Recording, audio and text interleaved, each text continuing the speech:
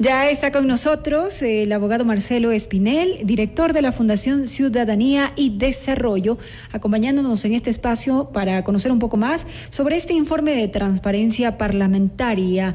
Marcelo, muy buenas tardes, gracias por acompañarnos en este espacio. Es importante conocer qué recoge este informe, qué evidencia en cuanto al trabajo que realiza la función legislativa. Buenas tardes, bienvenido. Diana, muy buenas tardes, un cordial y atento saludo a la distinguida audiencia de Notimundo y de FM Mundo. El Observatorio Legislativo es uno de los proyectos de la Fundación Ciudadanía y Desarrollo que desde el año 2011 viene monitoreando cuáles son las actividades de la Asamblea Nacional y sus integrantes, evaluando cuáles son los niveles de transparencia, de participación ciudadana y de innovación que existen dentro de la institución, de tal manera que podamos aportar con conclusiones y recomendaciones que permitan mejorar las prácticas legislativas y que de esta manera pues los ciudadanos puedan tener a una institución que responda de mejor manera a sus intereses, así como también asambleístas que estén mucho más conectados con los ciudadanos. Este informe de transparencia parlamentaria pretende constituirse un insumo que permita a la Asamblea Nacional evaluar cuán transparente está siendo, si está cumpliendo o no con su propia ley que determina qué información debe entregar a la ciudadanía, pero también un insumo para que los ciudadanos y los medios de comunicación podamos evaluar cuál es el accionar del máximo poder del Estado, que es la Asamblea Nacional. Y me detengo ahí porque lo que ustedes han hecho es justamente amparado en un mandato legal, en una reforma a la Ley Orgánica de la Función Legislativa, que pues obliga justamente a que se desarrolle un parlamento abierto, un parlamento en que los ciudadanos podamos ser observadores y también cuestionemos lo que no sea correcto dentro de la función legislativa. ¿Cómo viene desarrollándose esta actividad amparado en esta norma? Precisamente, en diciembre del año 2020, la Asamblea Nacional electa para el periodo 2017-2021 aprobó las reformas de la Ley Orgánica de la Función Legislativa. Y en esta reforma se estableció que era obligatoria la implementación de un modelo de gestión denominado Parlamento Abierto. Este modelo de gestión implica que la Asamblea Nacional implemente políticas de transparencia, participación, integridad e innovación pública y control social.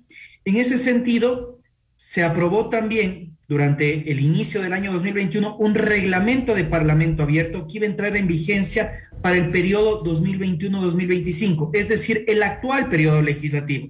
Y este reglamento de Parlamento Abierto estableció una serie de obligaciones que debía cumplir no solo la Asamblea Nacional como institución, sino cada uno de los asambleístas, entregando información a la ciudadanía sobre qué es lo que están haciendo, cómo se están tomando las decisiones y cuánto nos cuestan esas decisiones a los ecuatorianos.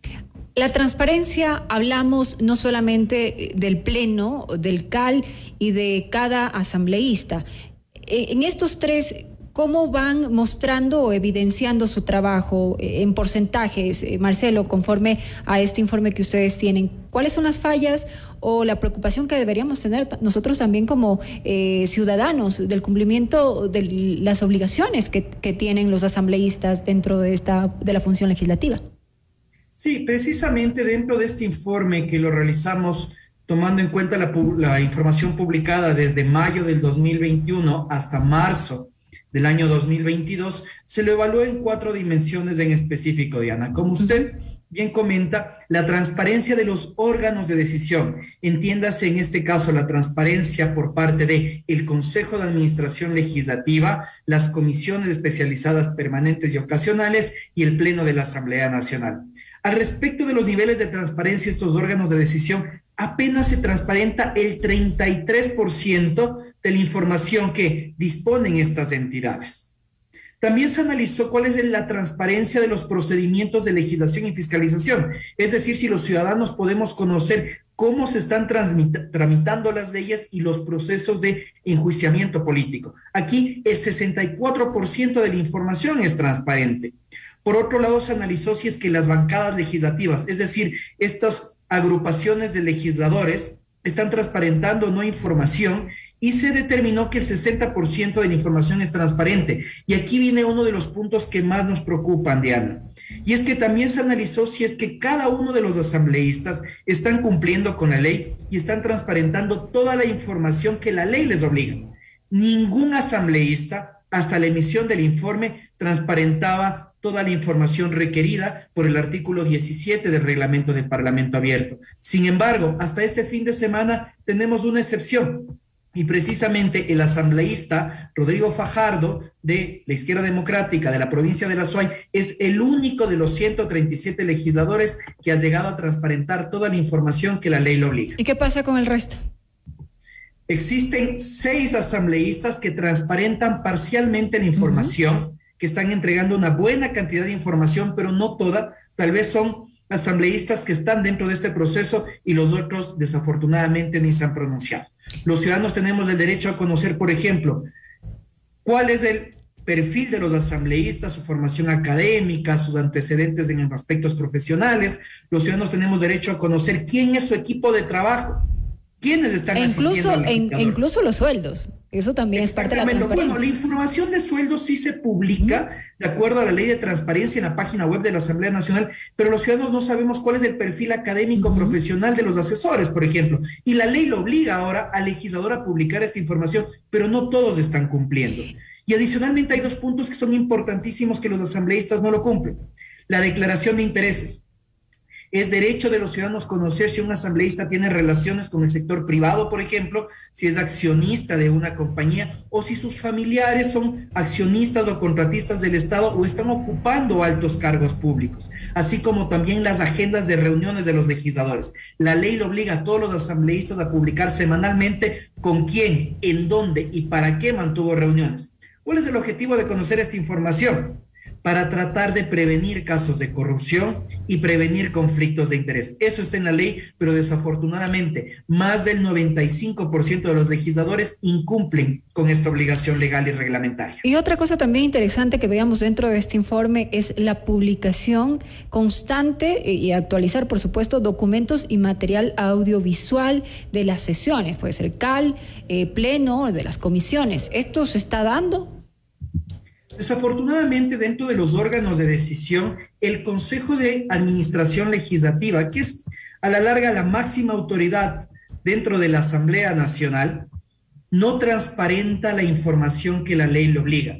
Si es que un ciudadano, un medio de comunicación o incluso un mismo asambleísta quisiera ver en vivo las sesiones o una grabación de las sesiones del Consejo de Administración Legislativa, esta información es inexistente. Asimismo, pues no se puede conocer cuál es el orden del día que van a tratar, cómo están tomando las decisiones, así como las resoluciones del CAL. Esta información debería ser pública, accesible para todos los ciudadanos y entregada de forma oportuna. Mientras esta información siga siendo opaca para la ciudadanía, los ciudadanos tenemos más motivos para desconfiar de la institución. Bueno, esto es una norma, una reforma y un reglamento que ya entró en vigencia justamente en el periodo legislativo 2021-2025, que debería pues estar cumpliéndose. ¿Qué pasa ante esta omisión por parte de las autoridades?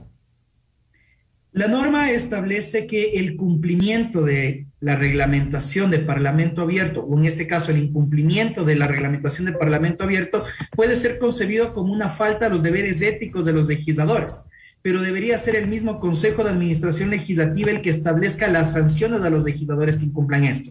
Los ciudadanos aquí prácticamente nos vemos con las manos atadas, porque si el mismo Consejo de Administración Legislativa con sus integrantes no está cumpliendo con el reglamento de Parlamento Abierto, difícilmente va a sancionar a los legisladores que también incumplan con esta norma. Aquí a la larga estamos frente a un espíritu de cuerpo en el cual los unos están protegiendo a los otros, así como también desafortunadamente estamos frente a una institución que no quiere ser transparente, que no quiere cumplir con la ley y pues de esa manera sigue minando la confianza de los ciudadanos en la que debería ser el primer poder del Estado. En cuanto a la aprobación de normativas, de proyectos que llegan a la Asamblea Nacional, ¿cómo avanza este proceso? ¿Se está cumpliendo o hay retrasos? Bueno, esto es interesante porque en niveles de transparencia al respecto del procedimiento legislativo, se transparenta casi el 90% de la información. Entonces, pero ojo, esta información ya se transparentaba incluso antes de la emisión del reglamento de Parlamento Abierto.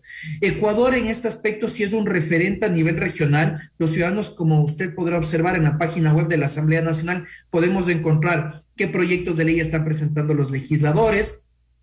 Podemos encontrar información sobre si ya tienen informe para primer debate, para segundo debate, y de esa manera poder hacer un seguimiento a cómo se está desarrollando la legislación en Ecuador. Bueno, es importante lo que ustedes han elaborado justamente para mejorar el trabajo y evidenciar la transparencia que debe primar en el Poder Legislativo. Ustedes han llegado a conclusiones y recomendaciones. ¿Cuáles son estas conclusiones y recomendaciones para la Asamblea Nacional? Bueno, en primer lugar, se pudo evidenciar que solo el 54% de la información referente a la gestión de la Asamblea Nacional e información que custodia la Asamblea Nacional es transparente. Y esto es un dato que hay que tenerlo en cuenta, el hecho de que casi la mitad de la información de la Asamblea Nacional es opaca para la ciudadanía, es opaca para otras funciones del Estado y es opaca para los medios de comunicación. No estamos frente a una Asamblea Nacional transparente. Y eso es algo que va a seguir afectando a la legitimidad de la institución y a la confianza ciudadana en el Parlamento. La recomendación la hemos venido haciendo desde el día 1 a la presidenta de la Asamblea Nacional. Ella es la máxima representante del Parlamento ecuatoriano y es quien tiene que dar el ejemplo con el cumplimiento de la normativa interna y que aplica a la Asamblea Nacional. ¿Cómo se pretende recuperar la confianza de los ciudadanos en el Parlamento si su máxima representante no es capaz de cumplir con su propia ley institucional? Hay que hacer un llamado a la presidenta y a los miembros del Consejo de Administración Legislativa a que respeten el reglamento de Parlamento Abierto, a que apliquen la ley orgánica de la función legislativa y que de esta manera, pues juntos, podamos recuperar la confianza en la institución. Desde el Observatorio Legislativo hicimos un acercamiento a la presidenta a través de una carta hace casi un año para que se pueda brindar un proceso de asistencia técnica que logre implementar adecuadamente eso. Desafortunadamente la respuesta hasta ahora no la recibimos. Mire usted cómo desde la cabeza no aceptamos o no cumplimos con lo que dice la norma. Lastimosamente lo que enfrenta la Asamblea Nacional es un poco sensible, ¿no? Es sensible lo que se está viendo porque las bancadas pues hablan sobre la aprobación o no de quien está al frente de la Asamblea Nacional. Le pregunto a usted porque hablan también de otras bancadas, de autoconvocarse. ¿Qué pasa si no se convoca a las sesiones que corresponderían justamente para el tratamiento de las normativas? Más aún cuando hace poco el Ejecutivo envió una normativa económica. ¿Qué puede suceder ante la falta de convocatoria y los retrasos que existen? Bueno, aquí hay dos escenarios. El primero es el hecho de que si la presidenta de la Asamblea Nacional sigue convocando a sesiones y los asambleístas no asisten a dichas sesiones, como sucedió el día viernes pasado, esto podría dar como resultado que se establezcan sanciones a los asambleístas por inasistencia a las sesiones. Son sanciones netamente económicas. Pero por otro lado, si es que existe un número de 92 asambleístas, que es la mayoría calificada, podrían autoconvocarse en el caso de que la presidenta de la Asamblea Nacional decida no convocar para tratar otros temas. Y aquí tenemos dos aspectos que se están enfrentando. Por un lado, lo que bien menciona usted, Diana, que es la ley urgente en materia económica respecto del plan de inversiones del gobierno, que ya han pasado más de 10 días desde su presentación y podría estar entrando en vigencia por ministerio de la ley si la Asamblea no la trata. Y por otro lado, también tenemos esta petición de la nueva mayoría en la Asamblea Nacional, que es evaluar la gestión del Consejo de Administración Legislativa, empezando por la presidenta de la Asamblea Nacional, para un posible proceso de remoción de autoridades. Entonces, sin duda, el escenario político de la Asamblea Nacional es complejo y habrá que ver en este juego de fuerzas quién logra imponerse. Muchísimas gracias, Marcelo Espinel, director de la Fundación Ciudadanía y Desarrollo, por haber conversado un poco con nosotros sobre el informe de transparencia parlamentaria. Importante, pues, que la Asamblea lo considere y lo ponga en práctica. Nuevamente, gracias, Marcelo, por habernos acompañado en este espacio. Encantado, Diana. Buenas tardes. Buenas tardes.